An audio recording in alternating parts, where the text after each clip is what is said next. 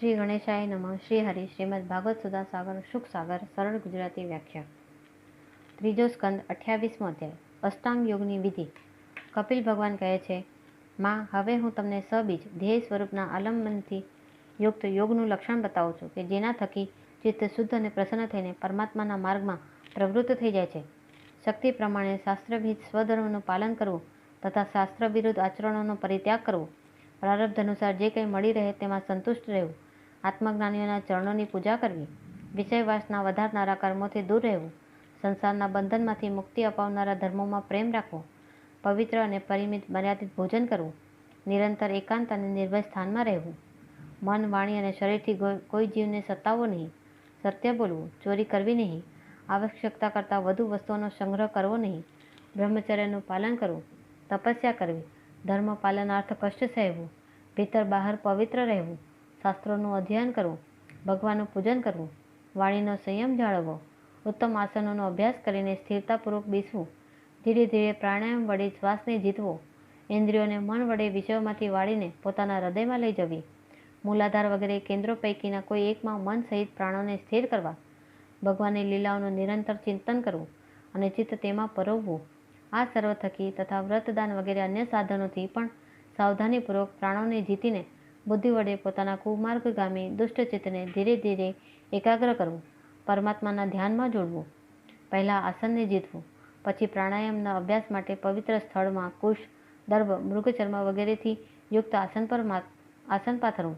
તેના પર શરીરને સીધું ટટ્ટાર અને સ્થિર રાખીને સુખપૂર્વક બેસીને અભ્યાસ કરવો.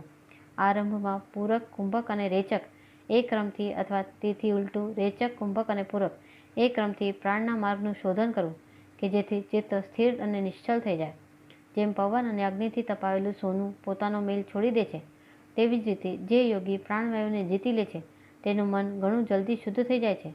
તેથી યોગી માટે એ ઉચિત છે કે તે પ્રાણાયામથી વાત, પિત્ત વગેરેથી નિપજતા દોષોને, ધારણાથી પાપોને, પ્રત્યાહારથી વિષયો સાથેના સંબંધને અને ધ્યાનથી ભગવદ્ વિમુખ કરનારા રાગ, દ્વેષ વગેરે દુર્ગુણોને દૂર કરે.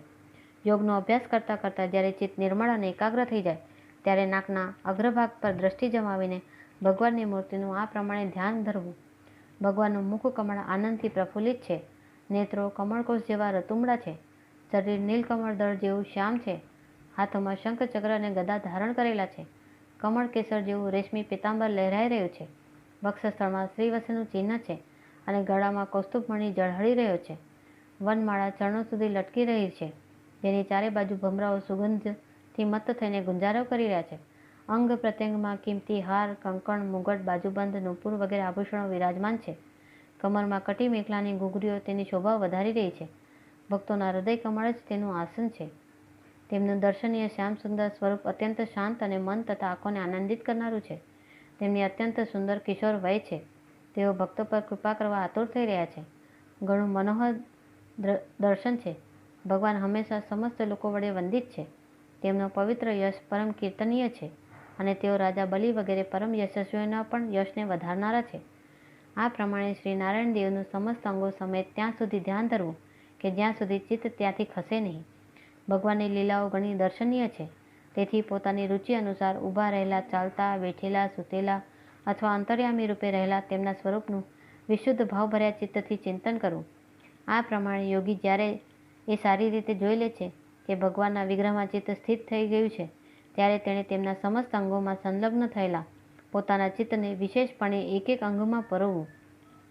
ભગવાનના ચરણ કમળોનું ધ્યાન ધરવું જોઈએ. તેઓ વજ્ર, અંકુશ, ધજા અને કમળના માંગલ્યપૂર્ણ ચિહ્નોથી યુક્ત છે તથા તેઓ પોતાના ઉપસેલા લાલ લાલ શોભાપૂર્ણ નખમંડળની ચંદ્રિકાથી ધ્યાન ધરનારાઓના હૃદયના અજ્ઞાનરૂપી ઘોર અંધકારને દૂર કરી દે છે.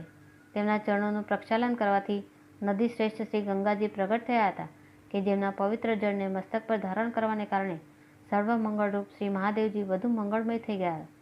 તેઓ પોતાનું ધ્યાન ધરનારાઓના પાપરૂપી પર્વતો પર છોડાયેલા ઇન્દ્રના વજ્ર જેવા છે. ભગવાનના ચરણ કમળોનું દીર્ઘકાળ સુધી ચિંતન કરવું. ભવભયને હરનારા અજન્મા શ્રી હરિની બંને પિંડીઓનું અને ગોઠણોનું ધ્યાન ધરવું કે જેમને વિશ્વવિધાતા બ્રહ્માજીના માતા દેવો વડે વંદિત કમલ જેવી આંખોવાળા લક્ષ્મીજી પોતાની જાંઘો પર મૂકીને પોતાના કાંતિમાન કરકસલ્યની કાંતિ વડે લાડ લડાવતા રહે છે. ભગવાનની જાંઘોનું ધ્યાન કરવું કે જે અળસીના ફૂલ જેવી નીલવર્ણી અને બળનો ભંડાર છે તથા ગરુડજીની પીઠ પર શોભાયમાન છે. ભગવાનના નિતંબ બિંબનું ધ્યાન કરવું કે જે પાણી સુધી લટકતા પિતાંબરથી ઢંકાયેલું છે અને તે પિતાંબર ઉપર પહેરેલી સુવર્ણમય કટીમેખલાથી ઘૂઘરીઓને આલિંગી રહ્યું છે. સમસ્ત લોકોના આશ્રયસ્થાન શ્રી ભગવાનના ઉદર ભાગમાં રહેલા નાભી સરોવરનું ધ્યાન કરવું. એમાંથી જ બ્રહ્માજીના આધારભૂત એવું સર્વલોકમય કમળ પ્રગટ થયેલું છે. પછી પ્રભુના શ્રેષ્ઠ મરકતમણિ તુલ્ય બંને સ્તનોનું ચિંતન કરવું કે જેઓ વક્ષસ્થળ પર રહેલા શુભ્ર હારોના કિરણોથી ધવલવર્ણી દેખાઈ રહ્યા છે. ત્યાર પછી પુરુષોત્તમ ભગવાનના વક્ષસ્થળનું ધ્યાન કરવું કે જે મહાલક્ષ્મીનું નિવાસસ્થાન છે અને લોકોના મન અને આંખોને આનંદ આપનારું છે. પછી સમસ્ત લોકોના વંદનીય ભગવાનના કંઠનું મનમાં ચિંતન કરવું કે જે જાણે કૌસ્તુભ મણીને પણ સુશોભિત કરવા માટે જ તેને ધારણ કરે છે. સમસ્ત લોકપાલોની આશ્રયભૂત એવી ભગવાનની ચારે ભુજાઓનું ધ્યાન ધરવું કે જે ભુજાઓમાં ધારણ કરેલા કંકણ વગેરે આભૂષણો સમુદ્ર મંથન વેળાએ મંદરાચલના ઘસાવાથી અધિક ઉજ્જવળ થઈ ગયેલા છે. આ જ પ્રમાણે જેના તેજને સહન કરી શકાતું નથી તે 1000 ધારાઓવાળા સુદર્શન ચક્રનું તથા તેમના કરકમળમાં રાજહંસની જેમ વિરાજમાન શંખનું ચિંતન ધરવું. પછી પ્રતિપક્ષી વીરોના રુધિરથી ખડાયેલી પ્રભુની પ્રિય કૌમોદકી ગદાનું, ભમરાઓના નાદથી ગુંજાયમાન વનમાળાનું અને તેમના કંઠમાં શોભતા સમસ્ત જીવોના નિર્મળ તત્વરૂપી કૌસ્તુભમણિનું ધ્યાન ધરવું. અર્થાત આ જગતના નિર્લેપ, નિર્ગુણ, નિર્મળ તથા સ્વરૂપભૂત આત્માને કૌસ્તુભમણિના રૂપમાં ભગવાન ધારણ કરે છે. ભક્તો પર કૃપા કરવા માટે જ અહીં આ સંસારમાં સાકાર રૂપ ધારણ કરનારા શ્રીહરિના મુખકમળનું ધ્યાન ધરવું કે જે સુગઢ નાસિકા વડે સુશોભિત છે અને ઝગમગતા મકરાકૃત કુંડળોના હાલવાથી અતિશય પ્રકાશમાન તથા સ્વચ્છ કપોલો ગાલોને કારણે ઘણું જ મનોહર જણાઈ આવે છે. કાળી કાળી વાકડિયાળી કેશાવલીથી શણગાર પામેલું ભગવાનનું મુખમંડળ પોતાની છબી વડે ભમરાઓથી સેવાયેલા કમળકોષનો પણ તિરસ્કાર કરી રહ્યું છે અને તેમાંના કમળ સદસ વિશાળ અને ચંચળ નેત્રો તે કમળકોષ પર ઉછળતા માછલીઓના યુગ્મની શોભાને પરાસ્ત કરી રહ્યા છે. ઉન્નત ભ્રુલતાઓથી સુશોભિત ભગવાનના આવા મનોહર મુખારવિંદની મનમાં ધારણા કરીને આળસ રહિત થઈને તેનું જ ધ્યાન ધરવું. હૃદય ગુહામાં દીર્ઘકાળ સુધી ભક્તિભાવપૂર્વક ભગવાનના નેત્રોના કટાક્ષનું ધ્યાન ધરવું જોઈએ કે જે કૃપાપૂર્વક અને પ્રેમભર્યા સ્મિતથી ક્ષણે ક્ષણે વધુને વધુ વૃદ્ધિ પામતો રહે છે, વિપુલ પ્રસાદની વૃષ્ટિ કરતો રહે છે અને ભક્તોના અત્યંત ઘોર તાપોનું શમન કરવા માટે જ પ્રગટ થયેલો છે. શ્રીહરિનું હાસ્ય શરણાગતોના તીવ્રમાં તીવ્ર શોકના અશ્રુસાગરને સૂકવી દે છે અને અત્યંત ઉદાર છે. મુનિઓના કલ્યાણ સારું કામદેવને મોહિત કરવા માટે જ શ્રીહરિએ પોતાની માયા વડે પોતાનું ભ્રુમંડલ બનાવ્યું છે તેનું ધ્યાન ધરવું. અત્યંત પ્રેમાર્ધ ભાવથી પોતાના હૃદયમાં વિરાજમાન શ્રીહરિના ખડખડતા હાસ્યનું ધ્યાન ધરવું કે જે ખરેખર ધ્યાનને જ યોગ્ય છે તથા જેમાં ઉપલા અને નીચલા બંને અધરોની અત્યંત અરુણ કાંતિને કારણે તેમના કુંદકળીઓ જેવા સફેદ નાના નાના દાંતો પરની લાલિમા જેવું પ્રતીત થતું રહે છે. આ પ્રમાણે ધ્યાનમાં તન્મય થઈને તેમના સિવાય અન્ય કોઈ પણ પદાર્થને જોવાની ઈચ્છા કરવી નહીં. આ પ્રમાણે ધ્યાનના અભ્યાસથી સાધકનો શ્રીહરિમાં પ્રેમ થઈ જાય છે. તેનું હૃદય ભક્તિથી દ્રવિત થઈ જાય છે. શરીરમાં આનંદના અતિરેકને કારણે રોમાંચ થવા લાગે છે. ઉત્કંઠાજનિત પ્રેમાશ્રુઓથી ધારામાં તે વારંવાર પોતાના શરીરને નવડાવે છે અને પછી માછલી પકડવાના કાંટાની જેમ તે શ્રીહરિને પોતાની તરફ ખેંચવાના સાધન તરીકે પોતાના ચિત્તને પણ ધીરે ધીરે ધ્યેય વસ્તુમાંથી વાળી લે છે.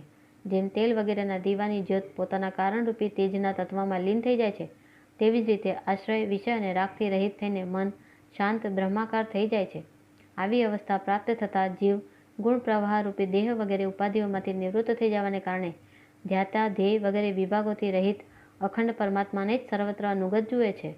યોગના અભ્યાસથી પ્રાપ્ત થયેલી ચિત્તની આ અવિદ્યા રહિત લયરૂપી નિવૃત્તિને લીધે પોતાના સુખ દુઃખ રહિત બ્રહ્મરૂપી મહિમામાં સ્થિત થઈને પરમાત્મા તત્વનો સાક્ષાત્કાર કરી લેવાથી તે યોગી સુખ દુઃખના જે ભોગતાપણાને પહેલાં અજ્ઞાનને લીધે પોતાના સ્વરૂપમાં જોતો હતો તેને હવે અવિદ્યાકૃત અહંકારમાં જ જુએ છે. જેમ મદિરાના નશાથી ચકચૂર મનુષ્યને પોતાની કમર પર લપટેલા વસ્ત્રના રહેવાનું કે પડી જવાનું કશું પણ ભાન રહેતું નથી, તેવી જ રીતે ચરમ અવસ્થાને પ્રાપ્ત કરનારા સિદ્ધ પુરુષને પણ પોતાના શરીરના બેસવા ઉઠવામાં અથવા દૈવ વશાત ક્યાંય જવામાં કે પાછા વળવામાં કશું પણ જ્ઞાન રહેતું નથી, કારણ કે તે પોતાના પરમાનંદમય સ્વરૂપમાં સ્થિત હોય છે. તેનું શરીર તો પૂર્વજન્મના સંસ્કારોને આધીન છે, તેથી જ્યાં સુધી તેનું પ્રારબ્ધ શેષ હોય છે ત્યાં સુધી તે ઇન્દ્રિયો સહિત જીવતો રહે છે. પરંતુ જેને સમાધિ સુધીની યોગની અવસ્થા પ્રાપ્ત થઈ ગયેલી છે અને જેણે પરમાત્માના તત્વને પણ સમ્યકપણે જાણી લીધું છે, તે સિદ્ધ પુરુષ પુત્ર પત્ની સહિત આ શરીરનો સ્વપ્નમાં પ્રતીત થતા શરીરોની જેમ ફરી સ્વીકાર કરતો નથી, પછી તેમાં અહંતા મમતા કરતો નથી. જે રીતે અત્યંત સ્નેહને કારણે પુત્ર અને ધન વગેરેમાં પણ સાધારણ જીવોની આત્મબુદ્ધિ રહે છે, પણ થોડો સરખો વિચાર કરવાથી જ તે બધા તે જીવોથી સ્પષ્ટપણે અલગ દેખાઈ આવે છે, તેવી જ રીતે જેમને આ મનુષ્ય પોતાનો આત્મા માની બેઠો છે, તે દેહ વગેરેથી પણ તેમનો સાક્ષી પુરુષ અલગ જ છે. જેમ બળતા લાકડાથી, તણખાથી, સ્વયં અગ્નિથી જ પ્રગટ થયેલા ધુમાડાથી તથા અગ્નિરૂપ માનવામાં આવતા તે બળતા લાકડાથી પણ અગ્નિ ખરેખર તો અલગ જ છે, તેવી જ રીતે ભૂતો, ઇન્દ્રિયો અને અંતઃકરણથી તેમનો સાક્ષી આત્મા અલગ છે, તથા જીવ કહેવાતા તે આત્માથી પણ બ્રહ્મ અલગ છે, અને પ્રકૃતિથી તેના સંચાલક પુરુષોત્તમ અલગ છે. જેમ દેહ દ્રષ્ટિથી જરાયુજ, અંડજ, સ્વેદજ અને ઉદ્ભીજ ચારેય પ્રકારના પ્રાણીઓ પંચભૂત માત્ર છે, તેવી જ રીતે સમસ્ત જીવોમાં આત્માને અને આત્મામાં સમસ્ત જીવોને અનન્ય ભાવથી અનુગત જોવા.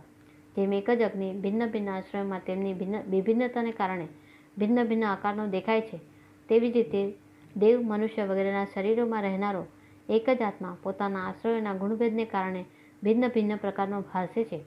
તેથી ભગવાનનો ભક્ત જીવના સ્વરૂપને સંતાડી દેનારી કાર્યકારણ રૂપે પરિણામ પામેલી ભગવાનની આ અચિંત્ય શક્તિમતી માયાનો ભગવાનની કૃપાથી જ જીતીને પોતાના વાસ્તવિક સ્વરૂપમાં બ્રહ્મરૂપમાં સ્થિત થઈ જાય છે. ઇતિ શ્રીમદ્ ભાગવત મહાપુરાણના 3જા સ્કંદનો 28મો અધ્યાય સમાપ્ત. હરિ ઓમ તસ્ત, હરિ ઓમ તસ્ત, હરિ ઓમ તસ્ત.